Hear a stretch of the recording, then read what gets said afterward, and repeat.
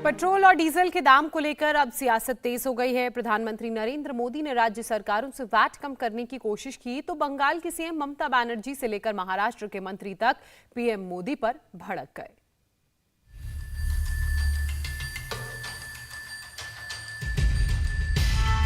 केंद्र सरकार ने राज्यों से भी आग्रह किया था कि वो अपने यहां टैक्स कम करे और ये बेनिफिट नागरिकों को ट्रांसफर करे।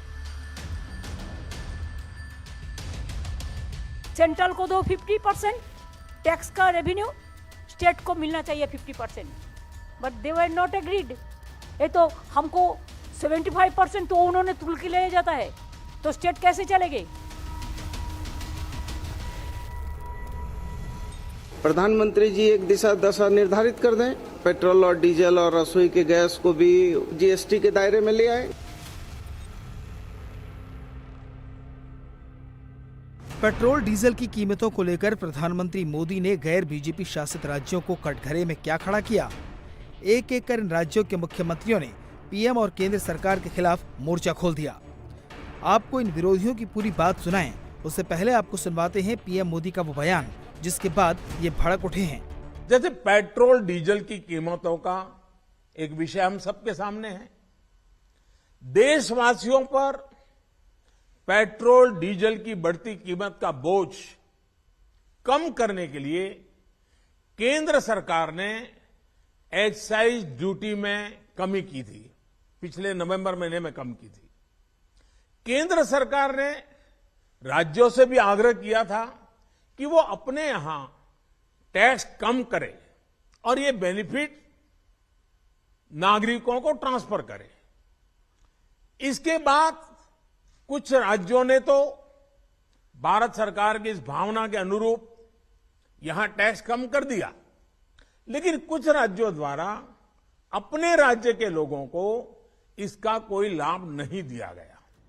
दरअसल प्रधानमंत्री मोदी बुधवार को राज्यों के मुख्यमंत्रियों के साथ कोरोना को लेकर समीक्षा मीटिंग कर रहे थे।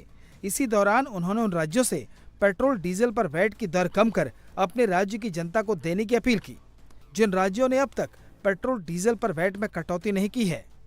देश में महाराष्ट्र, पश्चिम बंगाल, तेलंगाना, आंध्र प्रदेश, तमिलनाडु, केरल और झारखंड ने वैट में कमी नहीं की है।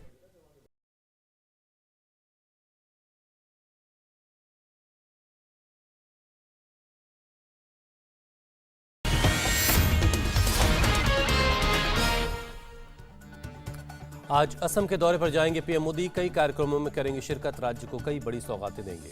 पीएम मोदी आज सुबह करीब 11 बजे कार्बी आंगलोंग जिले के दीफू पहुंचेंगे। वहां शांति, एकता और विकास रैली को संबोधित करेंगे।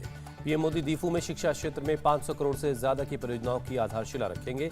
करीब 1:45 बजे डिब्रूगढ़ पहुंचेंगे पीएम। वहां 7 कैंसर अस्पताल को राष्ट्र को समर्पित करेंगे। प्रधानमंत्री मोदी की राज्यों से अपील, महंगाई कम करने के में साथ दें राज्य, पेट्रोल और डीजल पर वैट घटाएं। पीएम मोदी बोले, महाराष्ट्र, बंगाल, झारखंड समेत 7 राज्यों ने नहीं मानी बात, पेट्रोल डीजल पर वैट नहीं घटाया। बंगाल की सीएम ममता बनर्जी को पलटवार, कहा तेल की कीमतों पर पीएम निचले स्तर की राजनीति कर रहे हैं। महाराष्ट्र के सीएम उद्धव ठाकरे का केंद्र पर सौतेला व्यवहार करने का आरोप, कहा राज्यों की वजह से पेट्रोल डीजल महंगा नहीं है। यूपी के अयोध्या में माहौल बिगाड़ने की साजिश, 2 मस्जिदों के गेट पर फेंकी गई आपत्तिजनक वस्तुएं।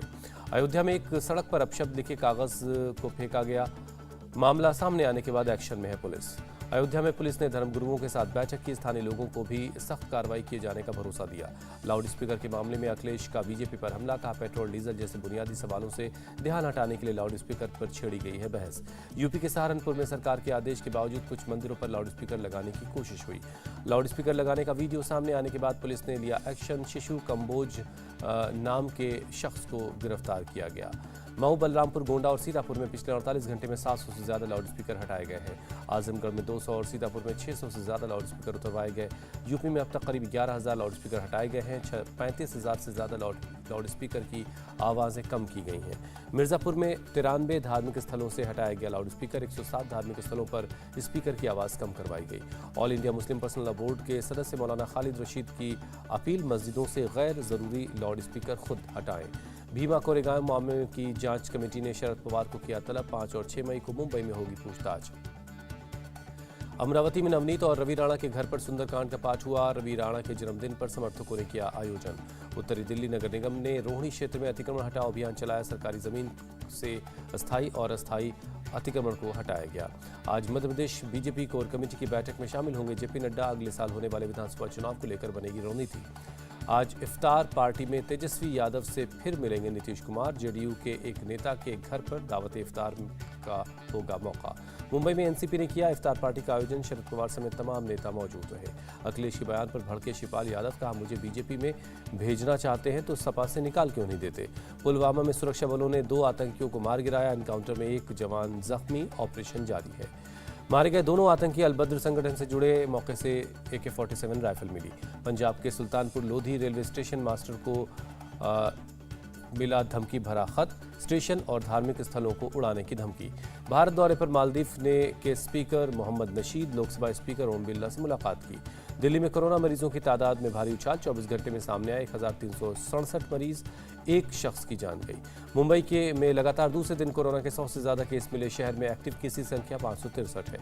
प्रधानमंत्री मोदी ने कोरोना पर सभी मुख्यमंत्रियों के साथ बैठक की। कहा कोरोना अभी खत्म नहीं हुआ, सावधानी जरूरी है। ग्रेटर नोएडा में पुलिस और मोबाइल स्नैचर्स के बीच मुठभेड़। 1 स्नैचर गिरफ्तार, 1 फरार हो गया। मुंबई पुलिस को मिली कामयाबी। 7 साल की बच्ची का किडनैप कर रेप करने का आरोपी पकड़ा गया। रूस का दावा, यूक्रेन के हथियारों की बड़ी खेप तबाह की। पश्चिमी देशों ने दिए थे यूक्रेन को हथियार। जेपोरोजिया के एल्यूमिनियम प्लांट में रखे गए थे ये हथियार। रूस ने कैलिबर क्रूज मिसाइल से तबाह कर दिया।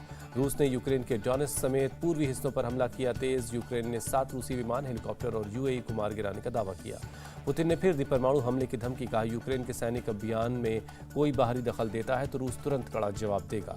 आईपीएल के 40वें मैच में गुजरात की धमाकेदार जीत। रोमांचक जीत में हैदराबाद को 5 विकेट से मात दी। आखिरी ओवर में गुजरात टाइटंस को जीत के लिए 22 रन की जरूरत थी। राशिद और तेवतिया ने 4 छक्के लगाकर टीम को जीत दिला दी।